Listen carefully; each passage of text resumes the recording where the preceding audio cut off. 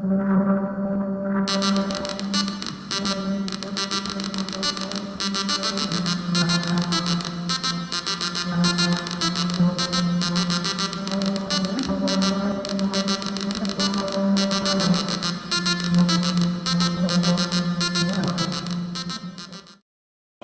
is a strange beast. One day you called me up and said, "David, I found this really neat thing. You have to check it out." Yeah. Just threw our BBS away and brought up FidoNet. That was a remarkable revolution in BBSs with the Fido boards. They were great because I mean, you get a message somewhere without having to make a long distance call yourself. The feeling was just indescribable. The feeling was actually greater than the feeling that I had when I actually first started the bulletin board. You know, I mean, it was like a feeling of, okay, I really am a sysop. I've been accepted by my fellow sysops. We would literally sleep on the floor in that room waiting for the phone to ring, knowing that we were getting our nightly load of FidoNet info. And it was like, you know, you were always the first person up there to wait, and you would watch the progress meter. It goes, okay, we're done. Let's see who replied to my message, you know. FidoNet was really our first ability to sort of be in the broader community like the internet feels today. FidoNet didn't invent something that didn't exist before, but it provided it to a whole new group of people. Yeah, this is just amazing that we can get mail messages around the world and nobody has to pay anything on all these phone calls.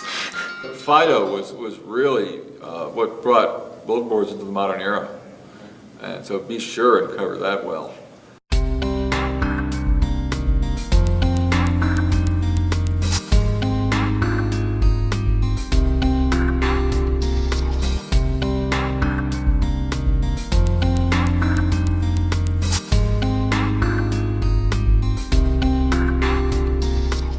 I had no idea it was going to become so amazingly large or long-lived. That's the part that gets me.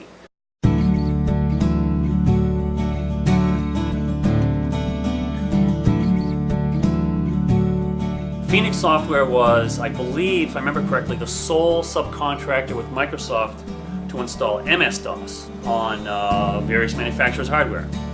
I would sometimes just get a board nailed to a piece of plywood with a power supply that gives you shocks, no monitor, and CPU and memory, and an EEPROM socket, and a list of I/O ports. And I would burn a PROM on my 8086 machine, and I would stick the PROM in, and I would make the screen clear. You know, then I would go step by step by step and make a machine come up cold. So I had this real concept of hardware-independent device layer. I thought, well, you know, I want to write a bulletin board. I get a spare few weeks. That could be easy. Well, you know, 10 years later, it was still not done. But wrote this bulletin board, and it used the I/O layer I'd done for Phoenix. Ultimately, that's how I found Tom Jennings, was because I had this deck rainbow that needed communication software for, and didn't have any. John Medill, I don't know how, he ended up calling my bulletin board, said, hey, I got a deck rainbow. I also don't have an IBM PC.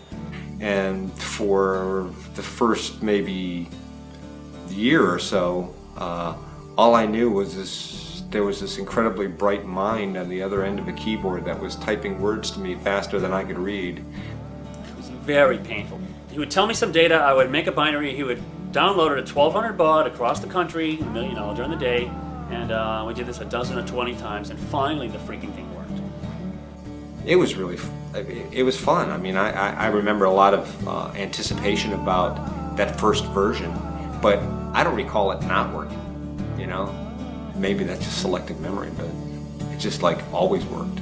And that's one of the things that was amazing about Tom. He cut a lot of code, and it worked. So there's a bunch of Fido bulletin boards, and then John and I were just doing so much keyboard chat, you know, sysop chat crap. It was making me crazy, and it was costing a fortune. So I don't know where I remembered that bulletin board to bulletin board message thing.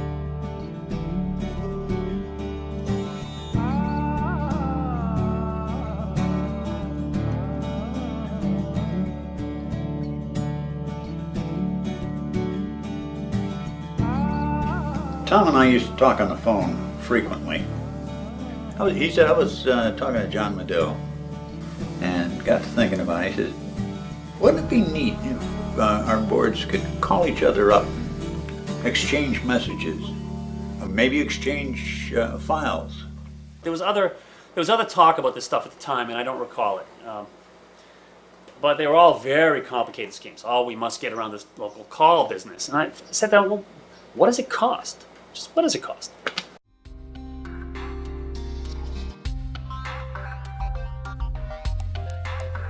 Just did the math. It just wasn't a whole lot of money. Basically, in 1 minute, you could move a couple of K of text or something. So the economics just went that bad. So did the first FidoNet. We went through this transition where we went from being Fido BBS to being FidoNet. Tom Jennings had logged in during the middle of the night somewhere along the way, and he'd uploaded a new Fido, another program called FidoNet, and a node list. You're actually watching two machines coast to coast connect, and error checking and resynchronization, all this stuff. And it's like, this is going to be a big machine. It was fun making a big autonomous machine. And suddenly we had systems that could call each other up and talk to one another. How it got spread out after that, because it was just amazing. We went from 2 to I don't know, it seems like 150 in less than 6 months or some such thing. And it just had a momentum of its own and mind of its own and just spread like wildfire.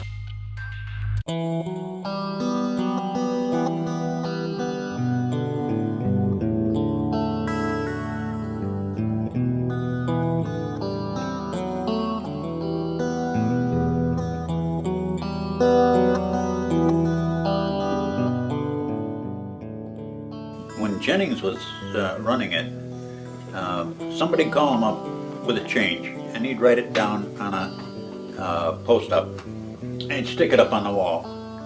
And maybe he'd see it in a week or so and finally get it edited into the node list, and maybe it'd fall off the wall and he'd never see it at all. And his wall was a mass of post-its.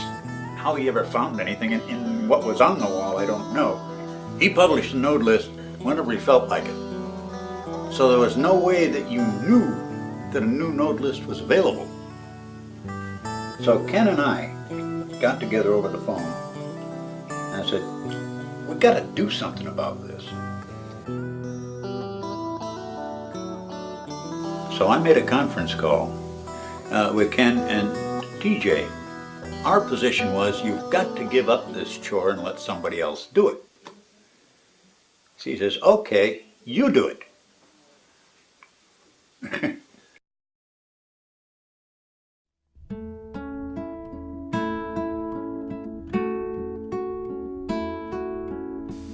The node list continued to grow, and by late winter, early spring of '85 now, we've been in business as a network almost a year.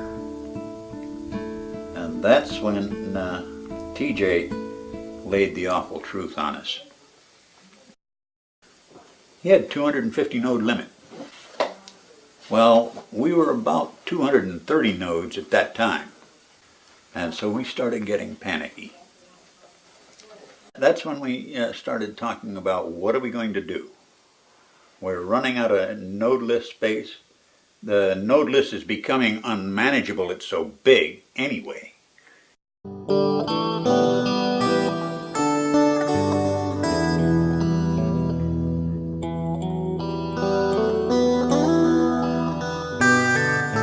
I took off work. Ken took off work, Tony Clark took off work, and TJ, we all came here, and this is the meeting you're talking about.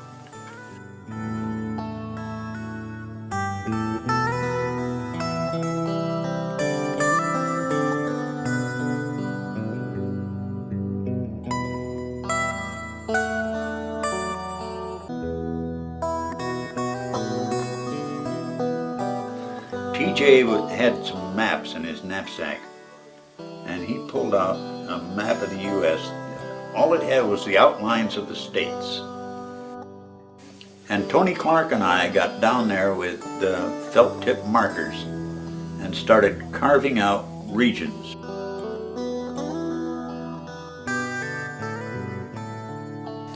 You're you're into trivia here, do you know why how the first FidoNet regions in the U.S. were created? It was based on the NCAA basketball brackets. It was totally arbitrary, really. What we were trying to do was come up with more or less equal populations as best we could guess.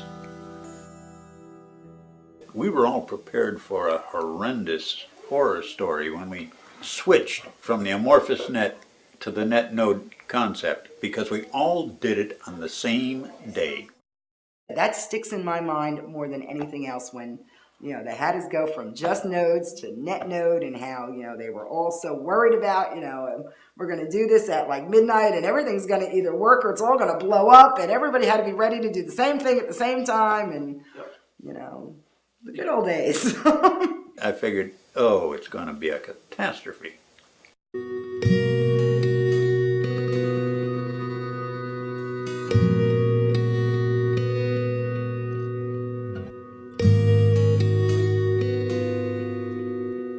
I was the 17th node on the FidoNet, and then they went to regions and nodes, and so then 107 was the New York area, and everybody had to split off, and since I went down to New Jersey, they had changed my number, and I got upset with that because now it's 10727. I went, no one's going to know I was an early starter in this, and here was my point of pride, that I was one of the early settlers on the homestead. So yeah, it was a giant ongoing software project.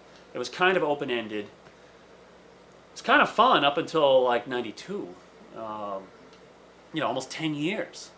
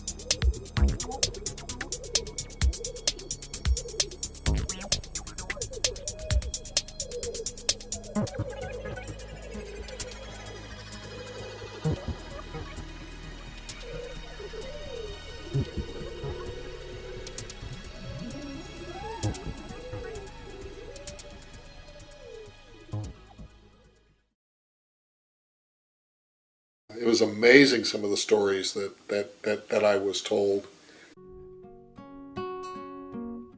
During Desert Shield, and they're doing the build-up in Saudi Arabia. At that point, this is pre-internet. There was a Desert Storm Fido BBS over there. We were doing electronic mail to soldiers stationed in Saudi Arabia. And at the time, this was pretty groundbreaking. The lure of having stuff sent to me and available for me to read when I wake up in the morning from God knows where on the planet, and yeah, it's the planet because there was stuff popping in from other places. It wasn't just local stuff. It worked well. I could send, email messages across the country long before anybody heard about the internet. Long before people would email, what's that? Basically for free, I could send a message from here to New Zealand, Australia, New York City, wherever. I remember this one guy, I don't remember where he was, I just knew he wasn't on our continent. I would send a message out to him and it would take 2 days for the packets to get to his BBS. Then he would reply and it would take another 2 days for the packets to make its way back to me. That was a fascinating thing. You're projecting your presence vicariously out, and you have no idea how far it goes. When you get to the messaging alone, there's that to field in the subject area. That's the news groups. This is a news group that has a to field in it. And that, for people, has a bizarre effect on people to look at. First off, they look at it and they think, it's not to me, I'm not supposed to be reading this. Okay? But they get explained to them that this is a message that's public. If they wanted it private, they had the option to. So they wanted you to see this. And they thought, well, he did that on purpose then, huh? Okay. And now they want to read because they know that people are seeing it. And that little subtlety in there is just tremendous. You could do your own filtering. You could decide which echoes you wanted to view, to participate in. You can lurk in any one you want, not say anything, and then come into any one you want, and then, you know, project yourself. One Tuesday a month, second or third Tuesday of the month, we'd meet and get together. It was great because then you could meet with all these people, and everybody was a fabulous mind. You've interviewed a lot of these people. There's no idiots out there, except for maybe one or two users. I think, like, when I used to travel a little bit, and you know, when I traveled, I usually took my node list with me because it was like the greatest BBS list. You could use that, and then find local ones. We met people all over the world. We had people come visit us from Australia, and they took a trip to the US, and what they did was they pretty much traveled around and stayed with other sysops. There were organizations that used FIDO as a means for communicating within different locations in a company. And it was a real cool tool for businesses to use at that time. If it was if it was a relatively small club of 100 people or 1,000 people that went on for 10 or 15 years, it'd be one thing. But it's like this huge, nebulous, swirling mass of chaos. And when people send me email, it's like from some area I never heard of. Like if there was about a year and a half when I was getting email from .ru domains about FidoNet stuff in Russian to English dictionary language. You know, just it's kind of, and Russian is just a complicated language. It doesn't translate well. So I was like, I didn't even know what they were talking about. But it was flattering. It was, you know, it was generally good. They were asking questions, and if I could answer, I'd answer. So just these, you know, so clearly FidoNet was having a little mini something or other in .ru land, and I don't know what it's about. Just a few months ago, I heard from a doctor in Vietnam,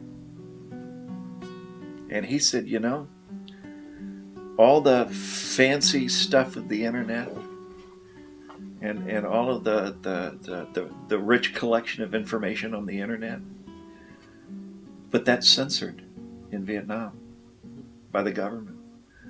But phones are not. And he said, do you know I get HIV information that is the latest and the best HIV information anywhere on the planet? He said, and I get that through BBSing because they don't censor the telephone. So they can shut the internet down, but there's still a way in. And he said, thanks. You know, without FidoNet and Opus, a lot of people would be dying that aren't dying, so that's cool.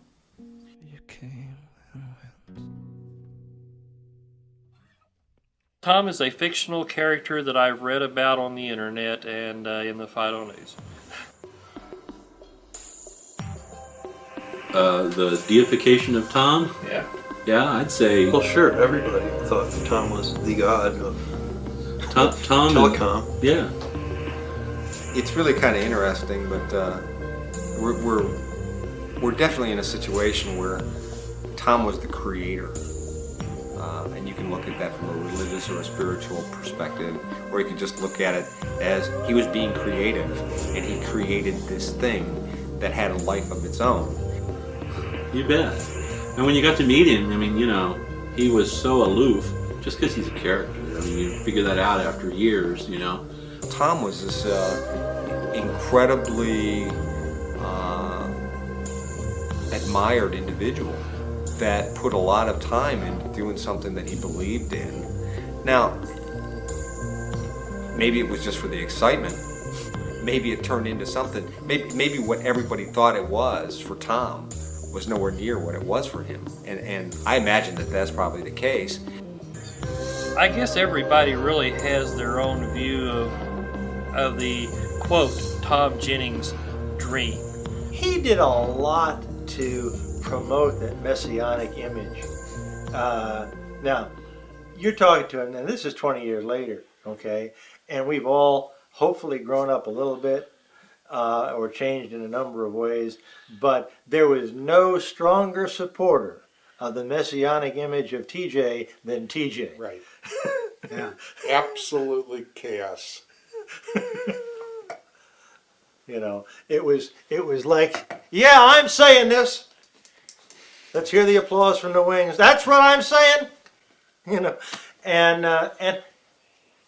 Laura Love, he deserves kudos for what he did. There's no question about it. His idea was we were in FidoNet to communicate. I don't think Tom wanted to be the emperor of anything, and I think he'd probably be amused by the idea of people coming to him saying, "Oh, Holy Father, we want you to rule on something for us."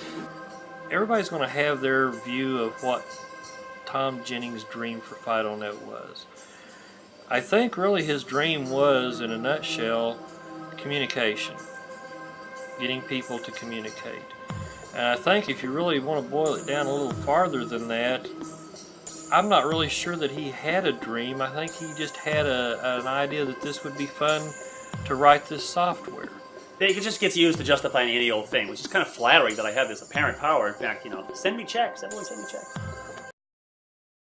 So there was this net node thing. The region, the linguistic error I made was calling it a region, with the idea that nets are encompassed in the region. Rather than just being a logical entity, they were taken to be political boundaries. And this gave them this de facto position to assume geopolitical power over sections of the FidoNet. And that started in '84 and was, as far as I'm concerned, the goddamn fucking ruination of FidoNet. The political conniving over region stuff. And the little petty thief stuff. Oh, petty dim-witted bulbs. I still get mail from them once in a while. The technology is easy. It's the politics that's hard. There was this whole political side that just, whoa, yeah.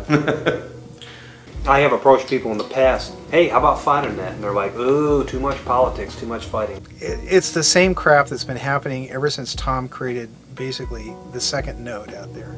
I mean, the politics have been going on since day one.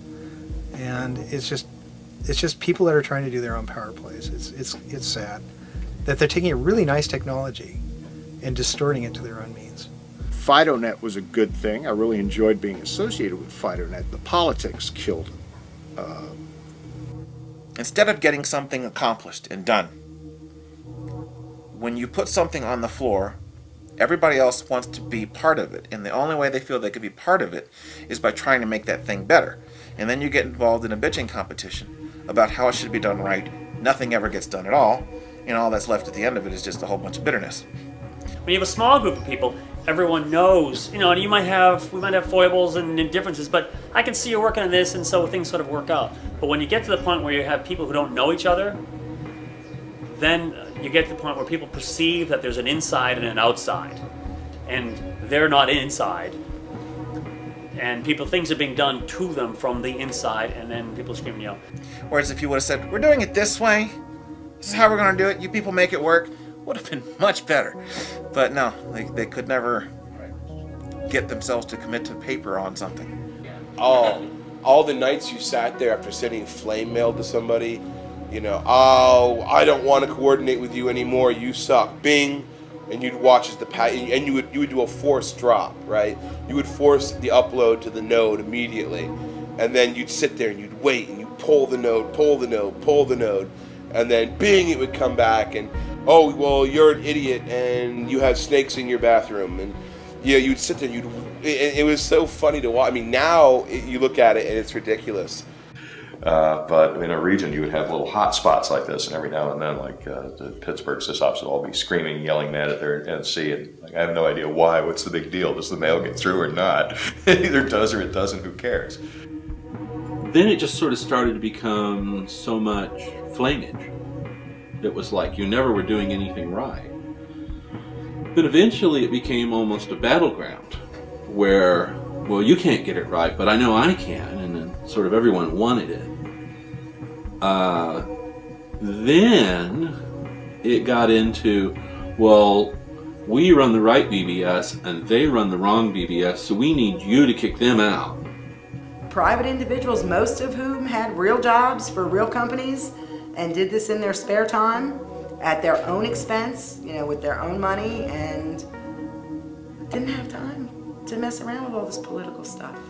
You know, was I want to be able to turn my computer on, and I want my email to go, and I want my news groups, I want my Echo Mail, and that's what I want. And I don't want to deal with the rest of this stuff. You know, the day my computer stops working, and then maybe I'll get involved. We're not going to agree. We don't need to agree. The protocols have to run. That's all. We're never going to agree. We shouldn't have to agree. Technically, the stuff works, and if you want to spin off your own network, that's just fine.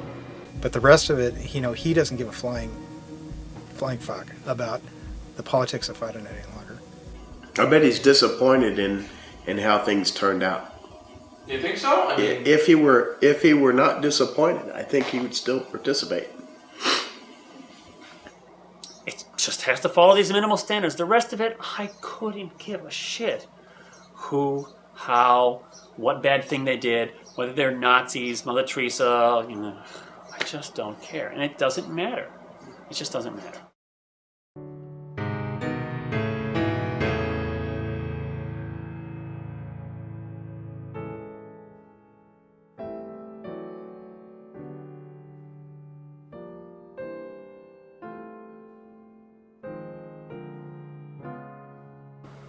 The whole IFNA debacle, it's a very sore point amongst a number of people. IFNA was originally TJ's idea. In fact, he coined the phrase. He came up with it. He came up with it. I tell people that. It was our own doing. I was fully responsible, along with Ken Kaplan and all that, in hindsight, of doing this IFNA debacle, which I'm sure you will hear to no end. Back in '84, he was talking about an International FidoNet Association, and he wanted it so that he could distribute T-shirts and bumper stickers, Right. and that's about all he could think of Right. to use it for. We said we need to be represented. We need to have a little technical appearance in the technical world, and as a group buyer of, you know, who the hell knows what, you know, IBM PC insurance, who, you know, whatever the hell the idea is at the time, we'll have this International FidoNet Association.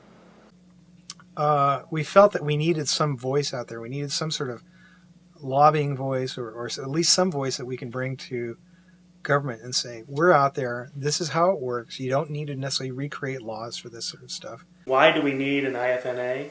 The answer was so Ken and Ben could legally accept money to help support their efforts with FIDO.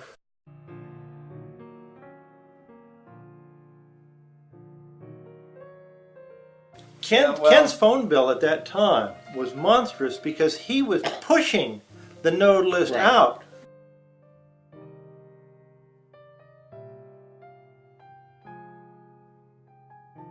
Ken filled out his taxes, and his accountant told him he was going to owe taxes on all the money he had collected in '85. He was screwed twice because his accountant told him the donations would count as income, but the expenses wouldn't count as expenses. It wasn't a huge amount, but it was a non-trivial amount, I'll tell you. And it was insult to injury. And I had to report it as income. Exactly. So that was one thing that suddenly, and he's already collected he'd already collected by April as much in '86 as he had in all of '85. It was basically structured so that money could be given in, so that the people who were putting out lots of money for their hobby wouldn't have to put it out. It would be taken care of so that those central nodes, the modems would be given to them. But we needed an organizational framework in which to do that. And conventionally, that's a 501c3 nonprofit corporation. So that's what we did. That was the beauty of it. Like, wow, we don't have to charge you for this. It's not even like an ISP to get on. We don't have to charge you. It's like, but we have to have this rule book because otherwise they won't give us this classification. Then corporations will just give us stuff. I spent all the money that came into IFNA. I was, one individual. I had one P.O. box. I was spending it on postage.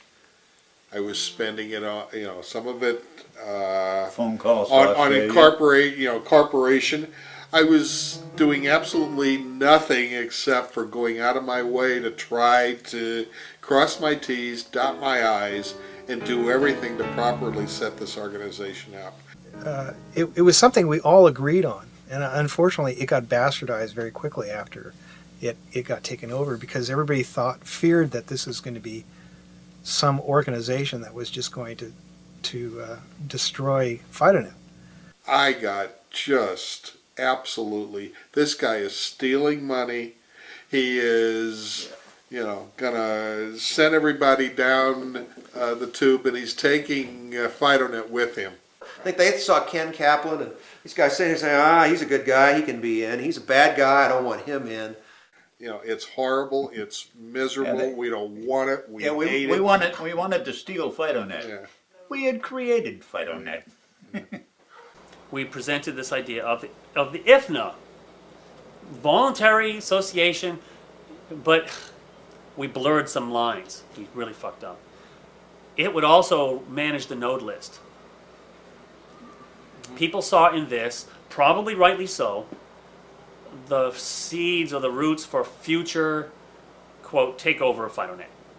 So there'd be this, nice and all well-meaning IFNA that controls the node list. And then if they decide to charge money later, you've basically commercialized FidoNet. That wasn't the goal at all. That really wasn't the goal.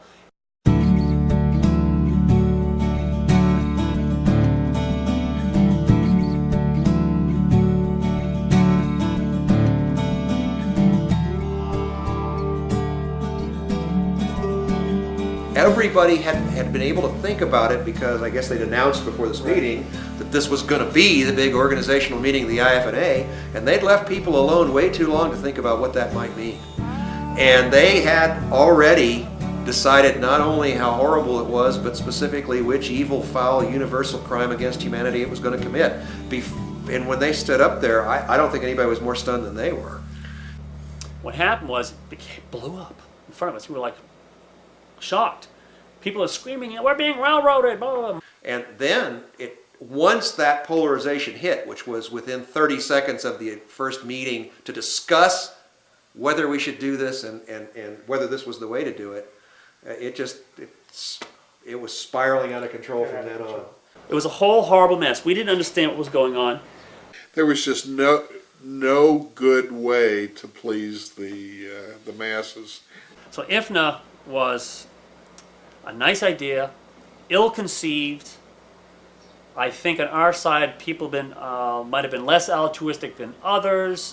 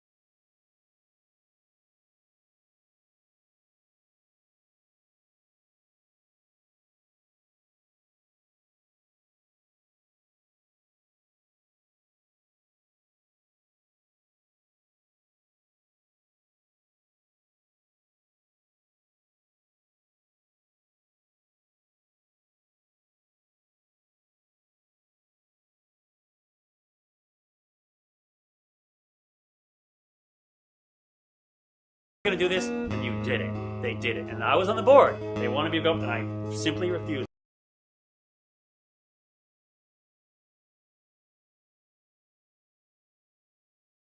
I said some horribly disparaging thing about it, and other people were up in arms. And then poor Ken Kaplan, because his heart was always in the right place in this stuff, always. Poor Ken Kaplan said, okay, that's all, and it just collapsed into chaos.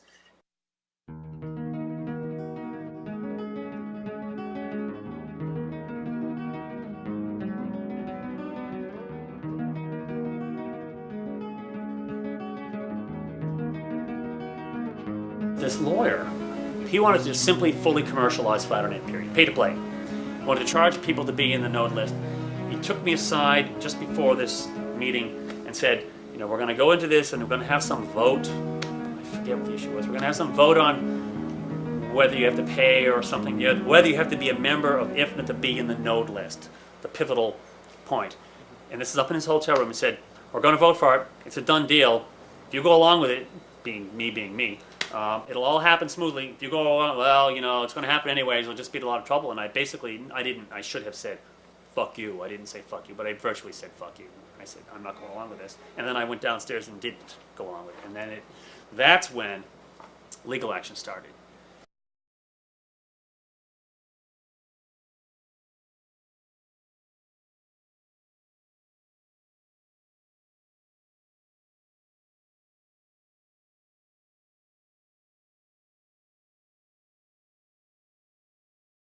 It was fairly easy for a small number of people to wreak a large amount of havoc. And it's easy also to lose perspective on that and realize that on a large scale, the network crawled on. It breaks up into little pieces and it reforms, and it doesn't really matter. Because underneath there's people who are using the network technology to do something between us, and there's this raging lunacy over here, and they just don't have to look and pay attention to it at all. So that was its saving grace. It just runs in spite of the idiots.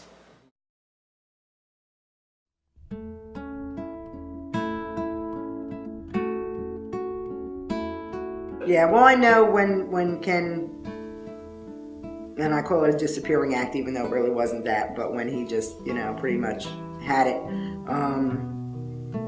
I always wondered if he was bitter at the end. I mean, he got screwed. But then again, they all did. That's the reason I burned out so early is I am not and never really was a bulletin board sys-op. What I was into was the technology, the creation of technology, the advancement of technology. That's where I got off. And when that started to wear out or slip away or whatever it did, I began to burn out. What I found is that I was competing for Tom's time when I talked to him about concepts and what have you. And at one point I just realized that I had to let it go, because fighting for space in this wasn't what I had in mind. You know, my involvement was pure curiosity and pure adrenaline and pure excitement. So when it stopped being those things, I fell out of that. Those jobs are thankless jobs. And yeah, you know, a lot of times you don't get the praise until you leave. It's so nutty, and you sit there and you're getting cursed at, and I'm not an evil guy, I know I'm not, what the hell? And they eat you up. It's like you're sitting there and all of a sudden I realize, you know, my wife divorces me because I'm always on the computer, but I'm on for these stupid conference things trying to straighten, you know, and explain myself over and over again, and what am I doing this for? This was supposed to be a nice hobby. And you know, whenever you throw up your hands and say, "Oh man, I quit. I'm so tired of this." Blah. Well, you can't leave. You're the greatest we've ever had. You know, really? You know, why didn't you tell me that? You know, back then. You know, why do you wait until now? You know. When we let FidoNet go, we made sure that whoever we handed it off to was someone who was going to keep it going. So I know, when I walked away from it, I knew that, you know, maybe these guys weren't going to keep it flying for as long as I did. But it kept going. That amazes me more. And I found out just recently that FidoNet is alive and well. And I think as FidoNet is in 2002, we obviously probably have a more mature user base and a mature, at least in years at the very least, membership. The folks that are involved with it now, yes, there can be some parallels that some folks might draw to ham radio or other hobbies that have been around for a while. We are a dwindling breed, but we're stubborn. I look on that as a badge of perseverance, and I still find value in it. Do you think there'll be a FidoNet in 10 years? Absolutely. What it looks like, I don't know, and I'm not even going to try and predict. It'll be smaller, I would bet, but yeah, there'll be a FidoNet in 10 years.